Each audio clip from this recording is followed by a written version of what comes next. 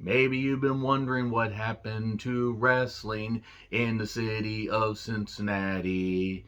AEW brought out the hometown heroes, including Pillman Jr. and Jon Moxley.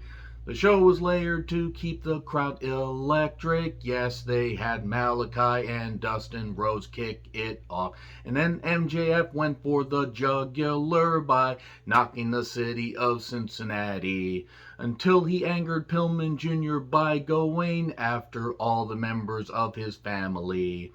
And then we had the women trying to steal the show until Riho was saved by an alien. And of course, the Elite had to come out dressed as garishly as ever. Fortunately, Bryan Danielson came out to save it by threatening to kick everyone's head in. He wants to face Kenny Omega for the AEW World Heavyweight Championship, possibly in the Arthur Ashe Stadium show. But before we get to that, we see the hometown hero that is Jon Moxley taking on Minoru Suzuki. And of course, it couldn't match what they did in New Japan, but it was still hard hitting. And here we go. I'm John Recton with my review of AEW Dynamite from Cincinnati, the fallout from All Out. And I will say this much, provided that shall we say, troubling, rendition of the WKRP and Cincinnati intro didn't immediately make you want to turn off your goddamn phones and devices and whatever and say, I'm never going to watch this weird 40-year-old bald guy again. Thank you guys very much for tuning in. Let me know your thoughts on this show in the comments, please. I will say this much. All Out is one of my favorite pay-per-views of the year, probably my favorite pay-per-view of the year. And I've been critical of AEW on occasion, sometimes justifiably, sometimes I let my, insanity just override. But AEW has gotten a lot of things right. They got a lot of shit on that show right. I was interested to see how they were going to carry the momentum, and by God, did they ever. Now, not everything on the show was perfect, but it was layered enough that this was very enjoyable. So the card rundown, the crowd in Cincinnati was very, very hot. I do want to also point out, very touching tribute sign to Daphne, the late Daphne Unger, who unfortunately, her life tragically ended very recently. That was a very, very nice sign there. And if there were other signs in the crowd, I do apologize. I only saw one in about the second or third row. And Excalibur was off a commentary. Apparently he's preparing for his wedding. Is his wife going to wear a mask also? Mask wedding. It's a nice day for a mask wedding. It's a nice day for a cardigan. I guess that doesn't really work. So, Taz is on commentary. And I will say this, JR, they got to start using more as just an occasional announcer because, yes, he is the voice of wrestling and has been the voice of wrestling for many, many years and still has that passion. I don't think you can call a full show anymore. Shivani, he's just happy to be there. So, Malachi Black entrance. Malachi reminds me that I'm excited to see that movie Antlers in just, a few weeks. Seriously, that movie's been delayed so many goddamn times. It better be fucking goddamn good. Guillermo del Toro. I always screw that name. Del Toro's helping produce it. So anyway, Excalibur is off there, so he doesn't get to talk about all the stuff that Malachi Black has done. But that's okay, because Malachi Black has a spoopy entrance with the production team, making sure that it looks like he's teleporting. Woo! And he's taking on the Natural, Dustin Rhodes. And I was excited to see this. And a couple minutes in, I was less excited to see it. So, hot start with clubbing blows. We get a back suplex on the table. Dustin's holding his knee. Now, I hope he's all right, and I hope he didn't land badly. I mean, the man's in phenomenal shape, but he's also been wrestling since like 88. So, that's naturally it's going to be, to the point where injuries are going to happen. But he was selling that knee for a while, and there was an exposed buckle spot at one point, and where like Malachi's like, I'm going to factor this into this. Like, watch this. Watch what I'm going to do. I'm going to slam the Rhodes head in there. I don't think he would actually say it like that. This got awkward because I don't know what was the deal with the timing. Well, we did get a nice heel hook. Malachi is very over. Dustin did fight back, but just stuff was very, very awkward at this point. We got Cody's boot out because why not just remind us that Cody left his boot in the ring? And then Malachi is going to continue to needle Cody until he comes to get his win back. I fear he's going to come and get his win back, and I don't want to be right. I hate being right. I do. I don't want to be right about this. But a destroyer for 2, buckle spot, and a bad black mass. Man, that black mass knocked out his shoulder, and therefore he was just totally done. 1, 2, 3. These things happen, and mistakes happen. The crowd was into it, but it was awkward. It was awkward, and I get why Malachi Black had to go a little bit longer with Dustin Rhodes. That made more sense, but I don't know. Just the timing was off during some of this. Now that being said, Malachi Black winning, they're doing things right with him. Hopefully he beats Cody again, because I'm afraid that they're not gonna. I'm afraid they're gonna do what they did with Cody and Brody Lee when Cody came back, and rest in peace Brody Lee, of course. And Cody's going to have the dark hair and everything. He's going to go to the American Dark Nightmare. So, anyway, Lucha Bros have a pre-tape. And Alex should talk for them. It's not that Phoenix and Penta aren't well-spoken, but Alex can convey it a whole lot better. He says, try to take the tag titles from us. And that's good. Good stuff. The Lucha Bros long overdue to be tag team champions. Hopefully they at least have a reign until Revolution. I think, in February. That'd be the perfect time for them to possibly lose them. But give it to them for at least a number of months. Have them defend them on TV, on Rampage, at Full Gear. Just have them do some stuff. Anyway, Eddie Miro pre-tapes and recaps and stuff like that. We get God has no favorites. He makes it rain down on the fortunate and the less fortunate, and he is right. Miro had a great goddamn line. I'm going to offer your broken bones to my wife and your soul to my God. This is the word of the Reamer. I have to always say it like that because I can't unhear it. But Miro saying this stuff, great shit. This is exactly the kind of feud they could build on for a while. They could revisit this at some point. If Eddie doesn't win the championship, they could have him go in another direction and eventually beat Miro down the road. That being said, I think he's going to beat him at the Arthur Ashe show. And at Arthur Ashe show, that's going to be a big goddamn deal. I'm excited to see that one, just for the setting alone. So, there's a lot of hype behind AEW, and it's nice to see some of the pieces coming together, even if there are still some issues. Because every company is going to have issues. I mean, my God, let's not even try to discuss all the issues that WWE has, and let's not try to discuss the various issues that New Japan has. So, Here's CM Punk. CM Punk to a big pop. Of course, Cincinnati, a very appreciative wrestling crowd. Rich history in Cincinnati. Aunt Linda, yes. The one who was an absolute angel from the Brian Pillman 2-parter documentary. She's there, raising the kids properly, raising Melanie's kids properly, because, oh yeah, Melanie was a goddamn stupid gutter, you know what, and deserves every goddamn bit of goddamn shit that she's gotten in her life, because it's her fault. She blew the money. She decided to make poor choices, and she's suffering horribly, and karma's a goddamn bitch, isn't it? But Aunt Linda, goddamn saint, he says, I saw Dark Side of the Ring, you truly are an angel. And she is. Great for her. And he's talking about all the stuff, talking about All Out, talking about all, the people that were all happy. And, to see him back and everything, did he still have it? And I'm sure he was feeling it, because there were even a few points. I went back and watched some of All Out, and I watched Darby and Punk's like, even at some points, like some of the bumps, he's like, fuck, oh God, man, almost 8 years out, what am I doing? But anyway, he mentions Ruby Soho, Adam Cole, Baby, and Bryan Danielson. And they're all mentioning everything, and he's like, who's next? And then Goldberg comes out. No, God forbid if Goldberg came in. God damn. Anyway, and then Taz wants a mic. Well, don't worry. I'm going to let you finish. I'm sorry, that was something else. He says, don't mention Team Taz. I didn't mention Team Taz. And then here's Hobbs and Hook. What is Hook's hair? Genuine question. Is it a living, breathing being? Is it going to be like Invasion of the Body Snatchers? Is it going to be like, I don't know, the Gillimuck? What is it going to be? It's fucking ridiculous. His hair. Who am I to comment on somebody's hair? But it's goddamn ridiculous. And also, what purpose does he serve besides nepotism? He's like David Flair. That's exactly what he's like. Now, granted, they haven't put him in the ring as early as David Flair, but he looks awkward. Anyway, Punk says, send Starks, send Hook, send Hobbs. Beat me if you can't survive if I let you. He uses the lines and everything. Punk with a great babyface promo. Really good stuff. So far, so even with the stuff in Malachi Black and Dustin Rhodes I didn't really care for, this was, so far, kicking off pretty damn good. And then Hobbs comes down, And we go to break, and then we have a Santana Ortiz pre-tape. They want the tag team championships. They want to be on top of the tag team division. Santana Ortiz versus the Lucha Bros. They do that right. That could be pretty damn good. Shivani interviews Ruby in a pre-tape. This is while Hobbs and Hook are, in the ring, by the way. She offered an open challenge and was answered by Jamie. And then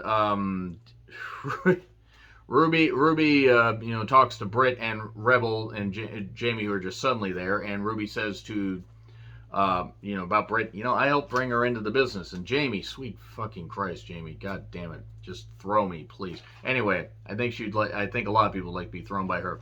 But seriously, she looks like a star. Ruby has brought the pace up because, people know her off of WWE TV and off of her indie stuff as Heidi Lovelace. And, before that. Ruby has a name. Now, is Ruby the best in the world as far as, wrestling and everything? No, but she's a name, and she's going to bring this up, and she has a cool look, punk rock look, and all that. And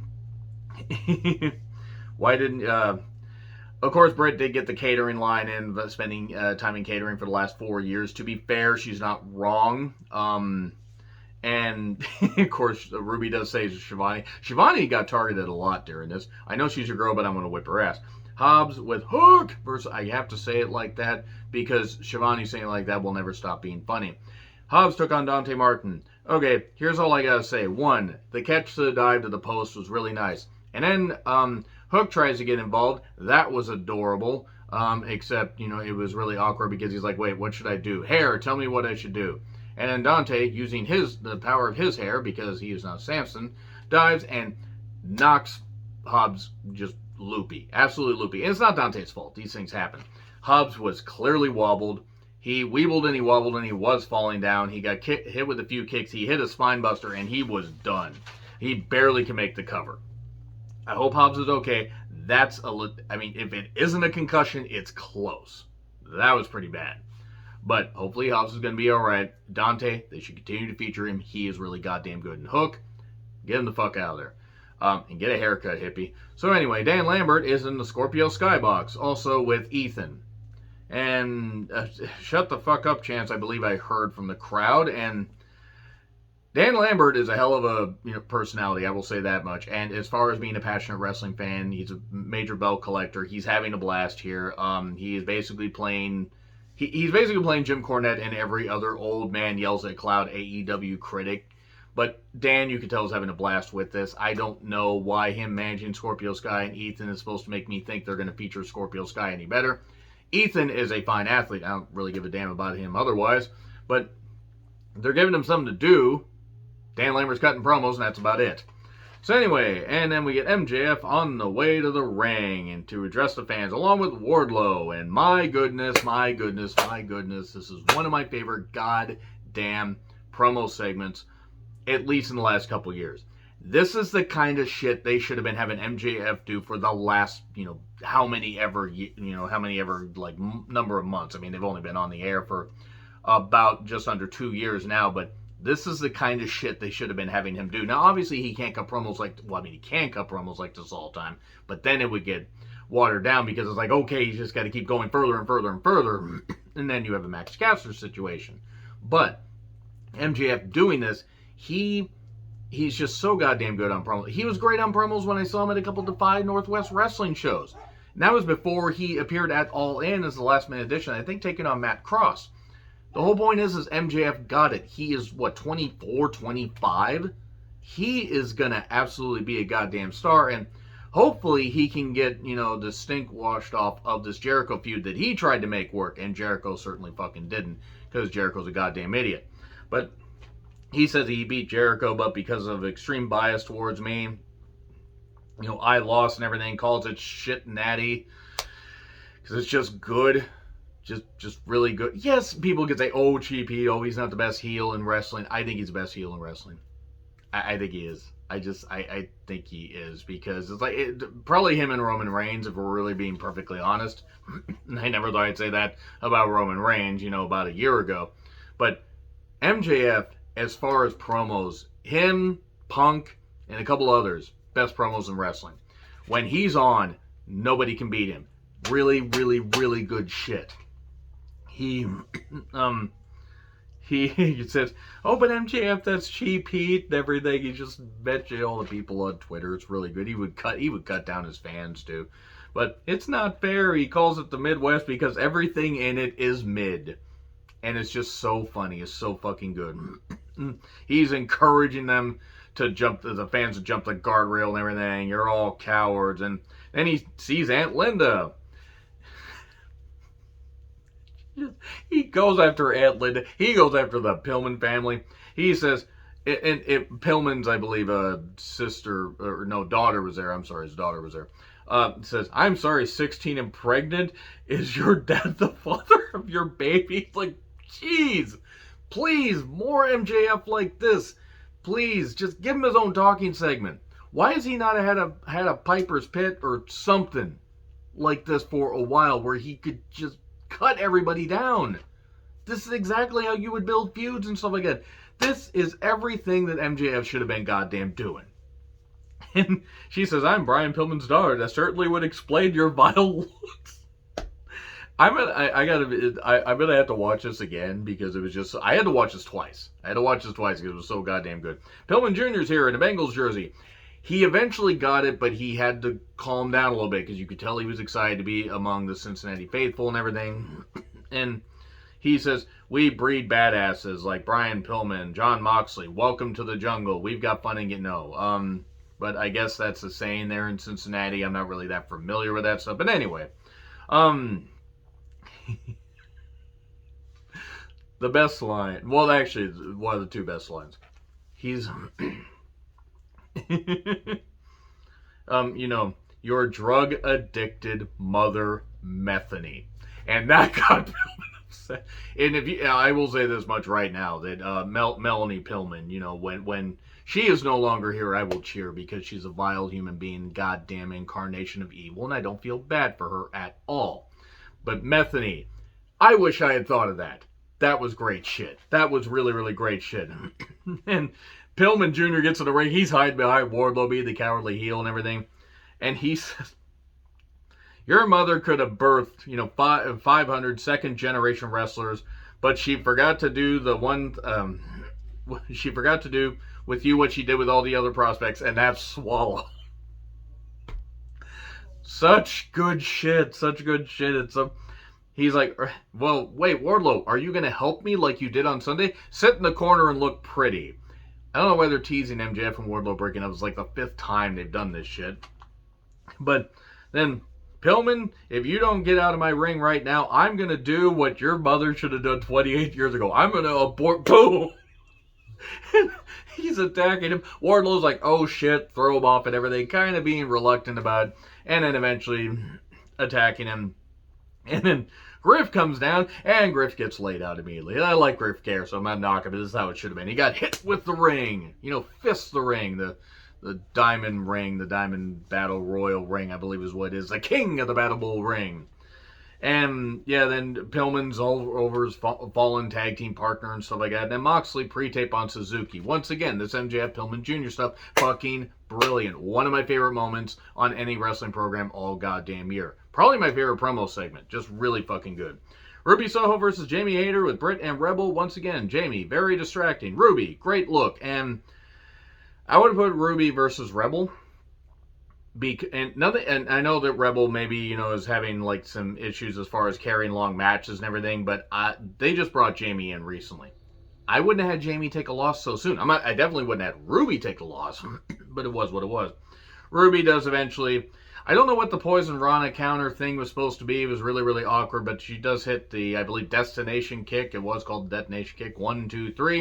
And then we get an aftermath, because of course we do. Riho tries to make the save. "I'll help you." Ow! Rio's here. Rio's dead. Yamcha, by the way, in case you didn't get it. And then Statlander comes out, and she helps run him off with a chair and everything. And then we get an alien, a Japanese frill girl, and a punk rocker. I saw a movie like this once. So, Taz tries to sing Ruby Soho horribly, as if I have any way to comment on anybody's singing. If you've seen my various musical intros in the recent number of months, yeah, I pretty much butchered every single goddamn song. So, this was what it was. It's nothing necessarily against the women, but I wouldn't have had Hayter take the loss so soon. I would have had somebody else come in. Penelope Ford, perhaps. Somebody that could have taken the loss that wasn't just brought in. Starks and Gage video package, because I need to see this feud. Wait, no, Starks is great on promos. Cage, I think, is going to be on his way out of the company soon. I don't see much long-term stuff with him. We get a pre-tape with the Dark Order. Anna Jay is the de facto leader. I would listen to her. So anyway, FTR and Spears, with Wardlow and Tully, and every single goddamn person, no, they just with those two, took on Uno and Grayson Silver with Ten and Colt of the Dark Order. Don't care about the Dark Order strife, and FTR wins after there's an Uno and Silver miscue. Okay, cool. C4 on, I believe, Silver, 1, 2, 3. Oh boy, infighting amongst the Dark Orders. Uncivil Dark Order war. And then Anna and Ty are upset. And Ty says, no, don't do that. Don't do that, best girlfriend. No, let them fight. So that's pretty much it. I don't know why Ken Watanabe was suddenly turned to Emperor Palpatine. So let's pick this up here. Apparently, Ty and Anna and Penelope and the Bunny are going to be feuding going forward. That's something that I want to... And Nyla, Jade, and Thunder Rosa are upset about not winning the Battle Royal. I love Thunder Rosa, by the way. Nyla should have been featured as a monster like that, and Jade, of course, is still that bitch. So, we get Tully talking to Shivani backstage, talks about leadership, and hey, Sting, I'm going to have Darby, I want Darby to face off against Shawn Spears, and also you and I are eventually going to clash one more time. They're going to do a Blood and Guts at Full Gear. Sting's going to be in the ring, and they're going to have Flair in the goddamn ring. Watch this happen. Watch them book that. Nobody wants to see it in 2021. I mean, if you do, that's fine, but whatever. So,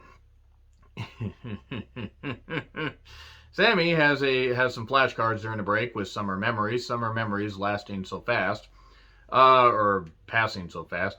So the Varsity Blondes are there. Pillman Jr. says to Marvez, you idiot. How can't you see how my tag partner's doing? Not well. Max Caster and Anthony Bowens come in, and they're going to have a match on Rampage. Well, Caster and Pillman Jr. are.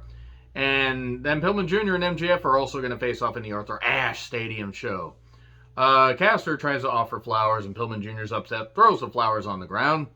And then we get Shivani saying, we want to bring in the best, greatest professional, or in professional wrestling, the best and greatest professional wrestling faction in the world. He just basically does a word salad like I just did there, but he calls the Elite the greatest faction in professional wrestling. That's adorable. You guys can think it if you want. Anyway, the Elite are here dressed like 70s couches were sacrificed on the altar of Satan, basically. No, not even Satan. The altar of Saturn. Hail Saturn! So anyway, I don't like the Elite. I don't care about this. Cole says to Shivani, now I know you're real close with Britt, but if you so much as look at her the wrong way, I will knock your glasses off your face. Man, Shivani's just getting brutalized. Kenny Omega is a once-in-a-lifetime pro wrestler. I will agree with that. It's just not once-in-a-lifetime good pro wrestler. And I don't care if I upset people with that. So you should be thanking us, for now the Elite are complete. Adam Cole's outshined everybody in the Elite already. Just by far. And then, thankfully, Bryan Danielson, I'm trying not to call him Daniel Bryan. That whole thing of being WWE so long, names in my head. Bryan Danielson shows up. And he's picking the pace up here. Do you guys want to see me face Omega? It's like, well, you know, it's like you're afraid, and you're afraid that I'll kick your head in and everything. Daniel Bryan cut a better promo, by the way, than Adam Cole, baby, because Cole only has so much material to work with, and Cole's a great goddamn promo. He made WWE scripted bullshit work because he made it sound like his own. Cole is very fired up, and I really hope he's going to do well, and he'll be outshining everybody in the Elite. Well, he is now, but especially by Full Gear. So, we get the LaBelle lock, and then everybody suddenly runs in here. Jurassic Express, Christian, and Kazarian. And then they had to toss the embarrassment out on everybody. Get Marco Stunt out of the fucking wrestling business. He doesn't belong there. So anyway, Rampage! Pac versus Andrade, Darby and Sting respond to Tully. And Britt and Co. versus Ruby, Statlander and Riho, and Caster versus Pillman Jr. Dynamite's going to have Cole versus Kazarian. That should be good, except there's going to be a lot of interference. Jade versus Layla Hirsch. Good luck, Layla. And Spears versus Darby. Sir Arthur Ashe show. It's going to be Cody making his return to get his win back. And then Suzuki versus Moxley. They cut off Kazunina Ray. I vote for that production member to be flogged. And maybe they could have cut a few minutes off of some of these, segments, or maybe cut some of the elite stuff off and just, I don't know, had Kazunina Ray play the whole goddamn way. Holy shit chance, Mox gets a huge pop, Cincinnati boy. I'm just going to make this brief. It wasn't exactly great, but it was a spectacle to see Minoru Suzuki on a U.S. wrestling program in 2021. Eventually, paradigm shift 1, 2, 3. So Suzuki was also bleeding from above the eye, and then Mox leaves through the crowd. So that's really all I got to say about that. It's nothing against the match necessarily, but it was quick. There was some strikes and everything, and it was what it was. It wasn't what their February 2020 New Japan match would be, but then again, given the TV time constraints, it couldn't be. So let me know your thoughts in the comments. Like, share, subscribe, Twitter handle in the description. I'm John Ritlin. I'll see you soon.